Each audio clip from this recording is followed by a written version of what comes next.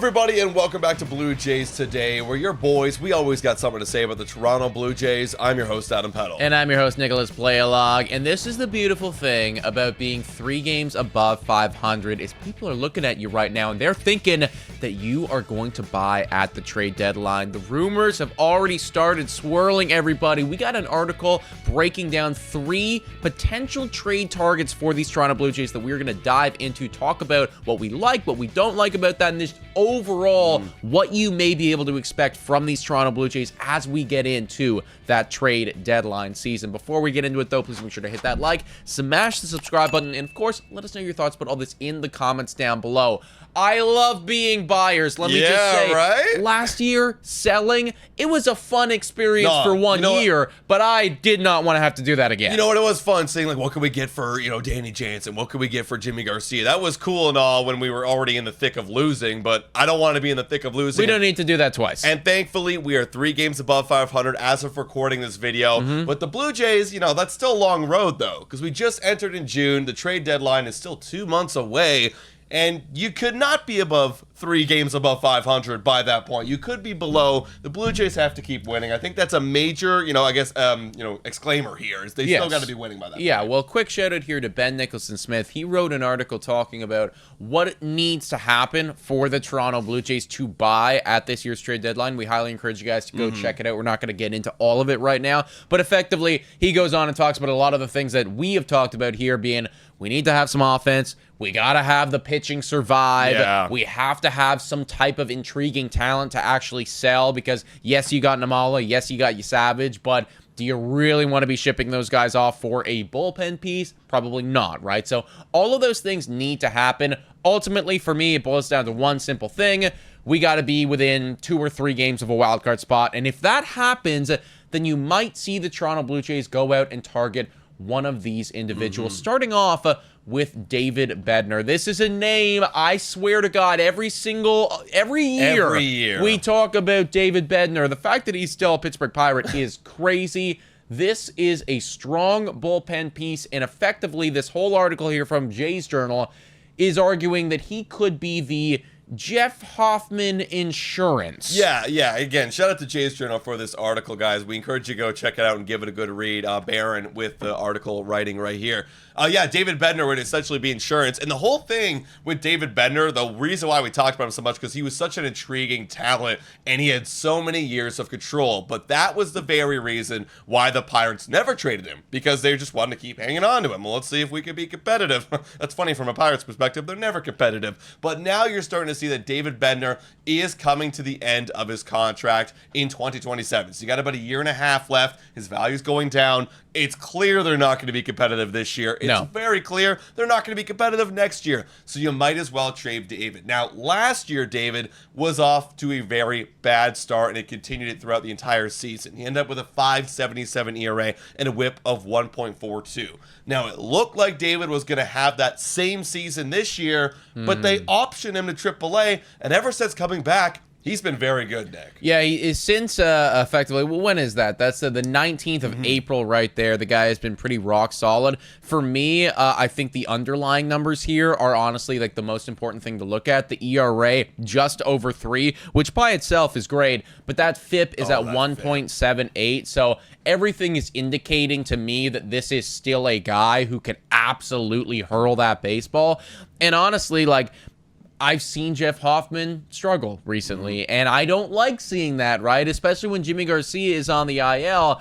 I mean, when I look at a David Bedner, for me, I don't assume that he's going to come in and immediately take over for Jeff Hoffman and be that guy long term, but this provides you that option to be able to do, one or the other. Who was that thing? There was a team back in the day. Was it the White Sox? I forget who it was, but they had like Liam Hendricks, and then they also had somebody else who was guy, I forget phenomenal. Who it was. Yeah, it was a phenomenal bullpen. I remember like that was when they were good, and everyone was like, "Oh my god, like they're 8-9. Like if you get to their 8-9 and you were losing." Done. You lost, basically. Yeah, you can never have enough bullpen arms. And obviously the Blue Jays, for the bullpen's sake, that's not the big concern, right? In the three areas when you consider bullpen, hitters, and then starting pitchers, this is the least concern. But you can never have too many good arms. And if you put David Bedner in that pen, yes, you're saying Jeff Hoffman there. He's an option to close as well. David Bedner. Ariel Rodriguez is cooking. Brendan Little hasn't given up a run this month. Fluharty, Chad Green. Like, you start to see that this pen gets very thick. It gets very deep. And never enough. You can't have enough good pitching. So, and honestly, too, like, that's one of the biggest strengths of the Blue Jays this year. So, like, kind of leaning into your strength isn't a bad idea. Second guy right here that Jays Journal brings up that we wanted to talk about is, I assume it's Jesus Sanchez over there on the Miami Marlins. My goodness gracious. Anyone who's a Marlins fan, I feel for you because they are just terrible. Sanchez, though, actually carries a little bit of value. This season, the guy has a 761 OPS. He's batting 268. Not a power guy, only 4 home runs. But to me, what I think is like really solid about this guy is that on base is roughly 100 points higher, than his batting average, getting on base 36% of the time. We've been talking for a long period of time. It's like, hey, we don't have a leadoff guy. We don't have somebody that can go on the top of the order. I am not saying that I would do this, but just imagine if you were to slot him at number 1 and then move everyone down a spot, and it's Bo 2, it's Vlad 3, it's Barger 4. Just an idea. Yeah, I wouldn't necessarily put him up there trading him for right away because, I do look at the bat. It is a decent bat, like OPS plus of 109. For me personally, I still want Bo Bichette, I still want Vlad, I still want the guys who are really producing at the top of the lineup. But it is interesting. The on-base is very good for this guy. And what is most intriguing about this guy for me is that he's 27 years old right now. So, this is the current prime of his career. And he's a free agent in 2028. So you're going to get the rest of this season, 2026, and 2027. This kind of acts like, for me, if Anthony Santander is struggling, where else can we find production in a guy that could be sustainable long term? So it would cost probably a little bit more, but the Miami Marlins tend to get fleeced, so maybe that's it. Yeah, exactly. Like, quite literally, like, if you're going to fleece anybody, it is Miami. They just always seemingly lose out on trades, and I do like this guy. Like, after watching last season, I will never scoff at a mid-700 OPS again, right? Like, this is somebody that can actually contribute right now, and, some of the guys that are doing it for us,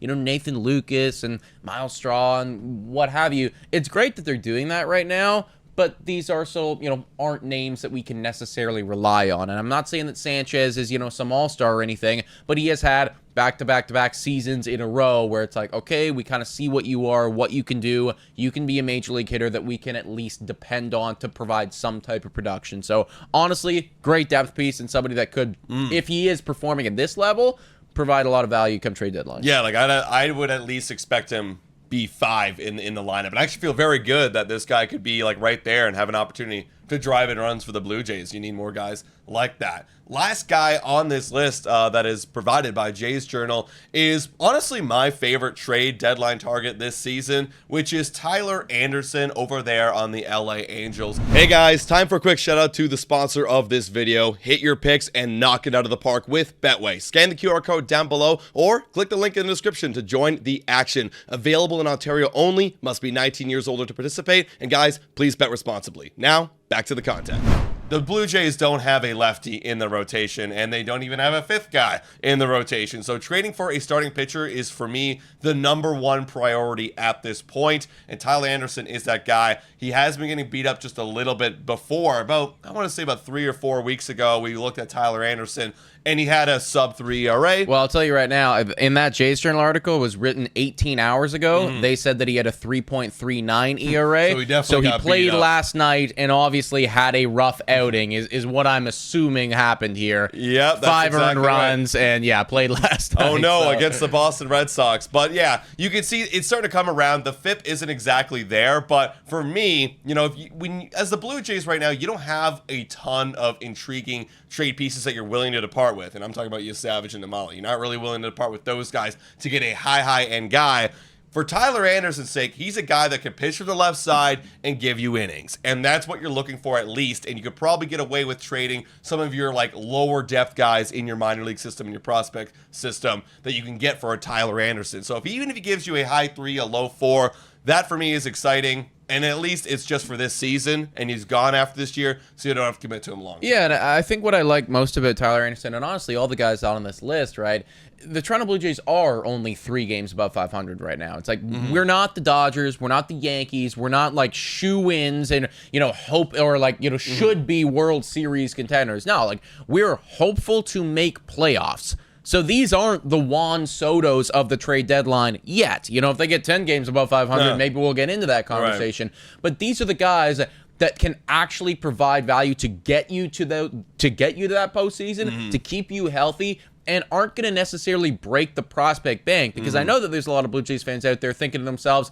"Fuck, I don't want to give up Arjun Namala." When was the last time we had an elite prospect, right? We're finally seeing Addison Barger be that guy. I don't want to give those guys away. And I agree with you, right? Like Namala and Savage, like those are dudes that I really would like to hold on to. So if they're going to buy, it looks like it could be at this current juncture a conservative buy, which might be good for us because, you get the Tyler Andersons and you don't need to give up one of your top 5 prospect to do so. Yeah, exactly, right? And I want to throw this out here. I don't want to derail this whole podcast, but a lot of people have been talking, well, now that you have Clement and Jimenez and Addison Barger doing great at the second and third base bag, Elvis Martinez, maybe is that intriguing piece if it gets that conversation where it's like we're 10 games over 500, we're really competing. Yeah, maybe you do cash that chip in. Yeah, like point. I'm not sure I would necessarily. Maybe for Sanchez because he's got so much control, like you might consider that, but not for a lot of these guys. Not for Tyler Anderson. I wouldn't give up Elvis Martinez. No. That's for certainly sure. But yeah, right now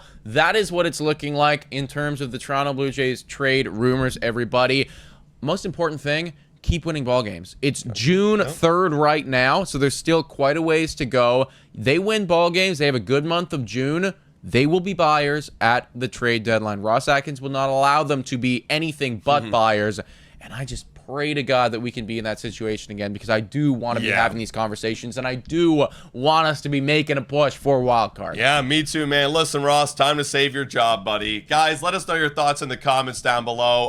$3 a month to become or $4 a month, to become a YouTube member. Shout out, thank you to all of our current YouTube members. You guys are absolutely awesome. Thanks so much for watching, everybody. And as always, go Jays, go!